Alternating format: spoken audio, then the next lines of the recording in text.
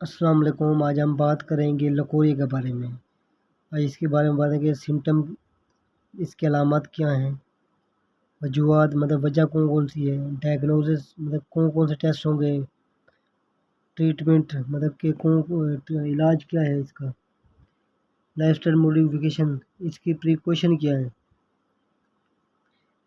Leucorrhoea leucorrhoea only female में present होती है, ये सिर्फ फीमेल को होती है। अलामत लकोरी के लिए मुख्तलिफ औरतों में मुख्तलिफ होती है। कुछ औरतों में एक साथ कई अलामत ज़ाहिर होती हैं, जबकि कुछ औरतों में थोड़ी होती है।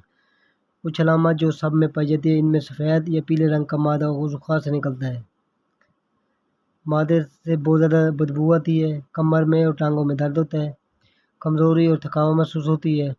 वज़ू खास पर खारिश भी होती है। कब्ज़, सर में बहुत ज़्यादा दर्द, खाना हजम करने में भी मसला होता है। आँख के नीचे से हल्के पड़ जाते हैं। बेचैनी और आँख के नीचे से हल्के पड़ना लकूरिया की दायमी अलामत है। इसके अलावा और भी अलामत है।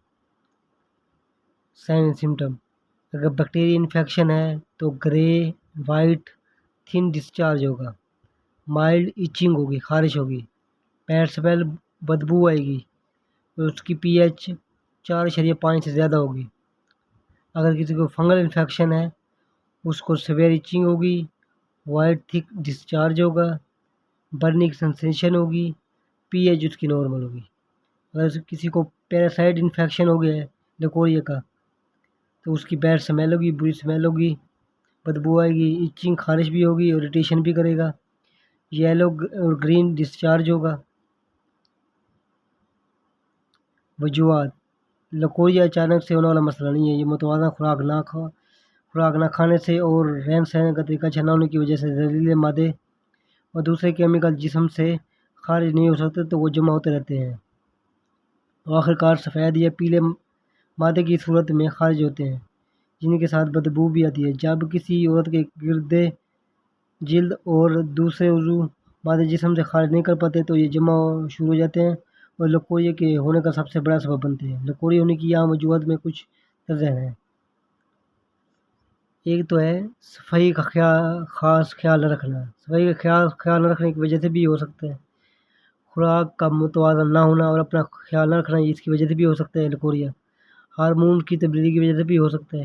वज़ू ख़ास की सफाई का ख्याल न रखना ये भी वजह हो सकती है।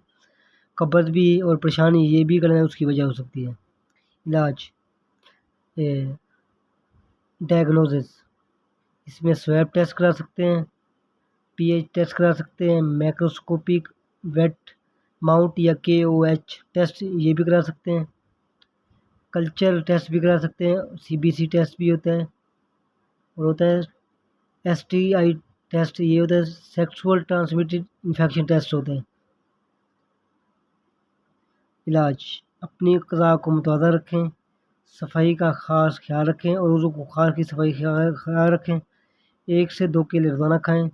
जूस का इस्तेमाल ज़्यादा करें, सब्जियों का इस्तेमाल भी ज़्यादा करें। टेबलेट फ्लैजेल एक सुबह, एक दोपहर, एक शाम। अगर बैक्टीरिया इन्फेक्शन या पैरासाइट इन्फेक्शन हो तो टेबलेट फ्लैजेल यूज़ करनी है। अगर आपको साइन मिल रहे हैं मतलब कि ये पीएच कलर 4.5 से ज़्यादा हो गई है, बैड स्मेल भी है, माइल्ड इचिंग भी है, ग्रे और वाइट थिन डिस्चार्ज भी है, ये इसका मतलब है कि बैक्टीरिया इन्फेक्शन है।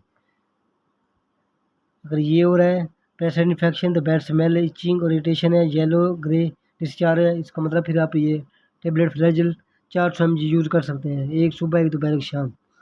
ये बैक्टीरिया और पैरासाइट इन्फेक्शन की यूज़ होती है। अगर कैप्सूल फनगोन 150 mg या कैप्सूल जोलोनेक्स 150 mg, इन दोनों में से सिर्फ एक यूज़ करना है। ये सिर्फ यूज़ होती है फंगल इन्फेक्शन के लिए। वो उस वक्त यूज़ होगी जब ये आपका कहना है ये फंगल इन्फेक्शन में फंगल इन्फेक्शन शो हो। सिम्टम मिलेंगे severe itching, white thick and discharge होगा, बर्निंग की सेंसेशन होगी और पीएच इसकी नॉर्मल होगी। फिर आपने ये यूज़ करना है या कैप्सूल फनगोन 150 mg यूज़ करना है या कैप्सूल जोलोनेक्स 150 mg यूज़ करना है। इन दोनों में सिर्फ एक यूज़ करना है।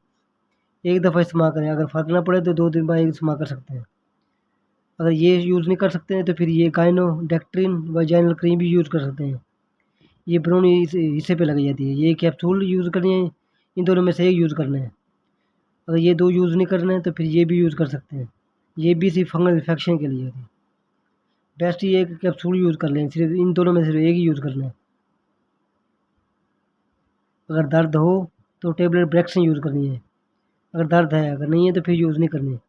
ये पेन किलर है, एंटी इन्फ्लेमेटरी भी है ये टेबलेट ब्रेक्सिन। अगर सिरप ले ले कौन सी पे कब्ज़ है किसी को तो फिर 2 सुबह 2 दोपहर चम्मच भी यूज़ कर सकते हैं इसकी। अगर कब्ज़ है तो लेनी है, वरना ज़रूरत नहीं है।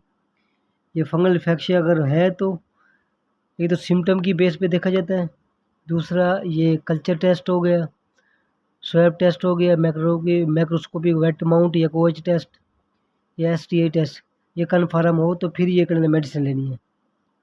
ये सिम्टम पे अगर आप बेस कर रहे हैं फिर यूज़ कर रहे हैं, फिर 3 से 4 दिन यूज़ करें, अगर फ़र्क पड़े ठीक है तो फिर आप किसी गायनेकोलॉजिस्ट को भी चेक करवा सकते हैं, वो बेस्ट बता सकती है। जो फिज़िकल असेसमेंट होगी उसके लिए ज़्यादा बेहतर है।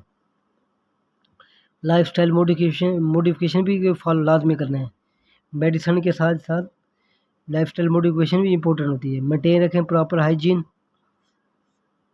स्टे हाइड्रेटेड, पानी का इस्तेमाल ज़्यादा से ज़्यादा करना है, हेल्थी डाइट, अच्छी खुराक का इस्तेमाल करना है, अवॉइड अननेसेसरी एंटीबायोटिक, खुद से मेडिसिन करना यूज़ नहीं करनी कोई एंटीबायोटिक खास तौर पे।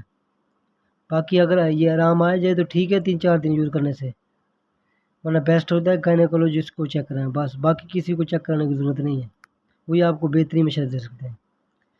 सबसे पहले जो होता है ये सिम्टम आपने पहचानने हैं, उसके बाद ये कर लेना वजूहत देखनी है कि कौन सी वजह है जिसकी वजह से ये मसला हो रहा है, उसके बाद डायग्नोज होता है, उसके बाद ये टेस्ट होते हैं।